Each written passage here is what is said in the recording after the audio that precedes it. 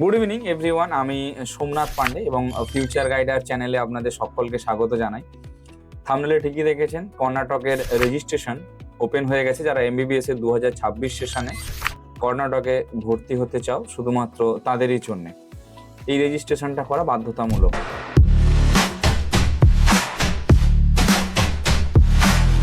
আচ্ছা, রেজিস্ট্রেশনে মানে কেন করবে, কি কারণে করবে, বা কলেজের কতগুলো পার্ট রয়েছে যেই কোটাতে আমরা অ্যাডমিশন নিতে পারি, অর্থাৎ কতগুলো কোটা রয়েছে, সেই সমস্ত বিষয় একটু জেনে নিই চলুন।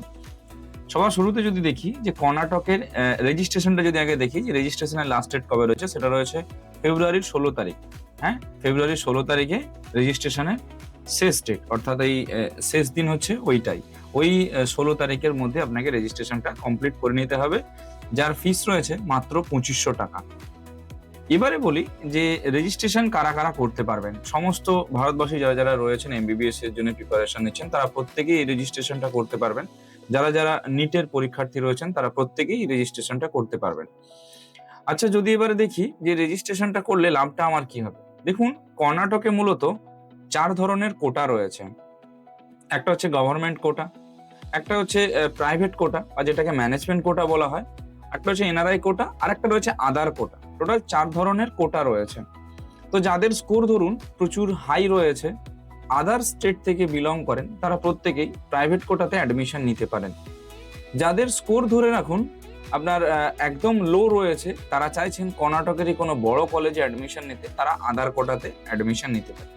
এবারে যদি একটু ডেপথে দেখি, অর্থাৎ ব্রিফলি যদি আলোচনা করি, অর্থাৎ ভেতরের বিষয়বস্তু সমূহ নিয়ে যদি একটু বিস্তারিত আলোচনা করি, তাহলে দেখা যেতে পারে কি যে কর্ণাটকে টোটাল কলেজ রয়েছে 3 রকমের। একটা হচ্ছে গভর্নমেন্ট কলেজ, একটা হচ্ছে প্রাইভেট কলেজ, আর একটা হচ্ছে ইউনিভার্সিটি, যেগুলো রাজীব গান্ধী ইউনিভার্সিটির আন্ডারে রয়েছে। আরো অনেক ইউনিভার্সিটি আছে যাদের আন্ডারে রয়েছে।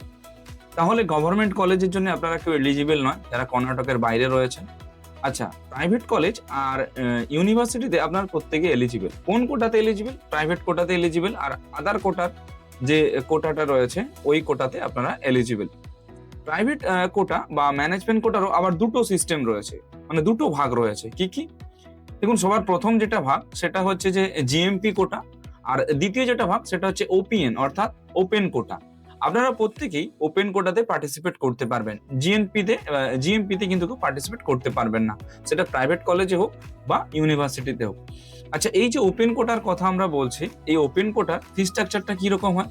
যেখানে স্কোরটা একটু বেশি লাগে, তার ফি স্ট্রাকচারটা আপনারা দেখতে পারেন 8,15,000 টাকা থেকে শুরু রয়েছে প্রায় 12,65,000 টাকা পর্যন্ত পার ইয়ার, থাকা খাওয়া দাওয়া সমস্ত কিছু নিয়ে। অর্থাৎ যাদের স্কোরটা আমাদের ওয়েস্ট বেঙ্গলে স্টেট কোটার থেকে একটু কম রয়েছে, তারাও কিন্তু এই কর্ণাটক অ্যাপ্লাই করতে পারেন, যেখানে এই ফিসে কিন্তু আপনারা ভালো কলেজ পেয়ে যাবেন, সেটা ইউনিভার্সিটির আন্ডারে হোক বা আপনাদের প্রাইভেট কলেজে হোক না কেন। এবারে ধরুন যাদের স্কোরটা লো রয়েছে, তারা ওই যে বলেছিলাম একটু আগে আদার কোটা, ওই আদার কোটাতে আপনারা অ্যাডমিশন নিতে পারেন। আধার কোটার ফিসটা দেখতে গেলে প্রচুর রয়েছে, মানে প্রচুর বলতে বলাই বাহুল্য, প্রচুর রয়েছে।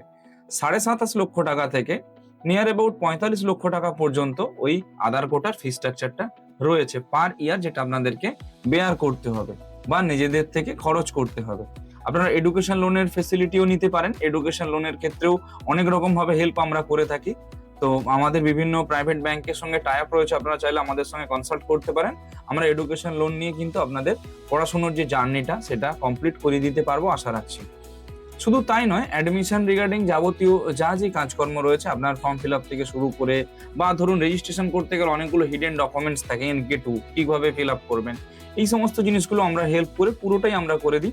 আমাদের একটা নমিনাল চার্জ রয়েছে, আমাদের নমিনাল চার্জে আমরা পুরোপুরিভাবে কাউন্সিলিং এর অ্যাসিস্ট্যান্সটা দিয়ে থাকি, যার মধ্যে ডকুমেন্টস ভেরিফিকেশন রয়েছে, ডকুমেন্টস বাইন্ডিং রয়েছে, রেজিস্ট্রেশন রয়েছে, তারপরে চয়েস ফিলিং রয়েছে, কলেজের প্রেফারেন্স লিস্ট আছে, চয়েস লকিং আছে, ফি পেমেন্ট রয়েছে, অ্যালটমেন্ট লেটার আছে, অ্যাডমিশন লেটার আছে। এবং আপনি যখন অ্যাডমিশন হতে যাবেন, তখন আমাদের অফিস থেকে কেউ না কেউ যাবে আপনাদের অ্যাডমিশনে পুরোপুরিভাবে আপনাদেরকে সাপোর্ট করার জন্য বা আপনাদেরকে হেল্প করার জন্য। অ্যাডমিশন রিগার্ডিং যদি কারো কোনো হেল্প লেগে থাকে, আপনারা আমাদের সঙ্গে কনসাল্ট করতে পারেন। আমরা রয়েছি সব রকম দিক থেকে আপনাদের গাইডেন্স প্রোভাইড করে দেওয়ার জন্য। Thank you. Future Guider, তোমার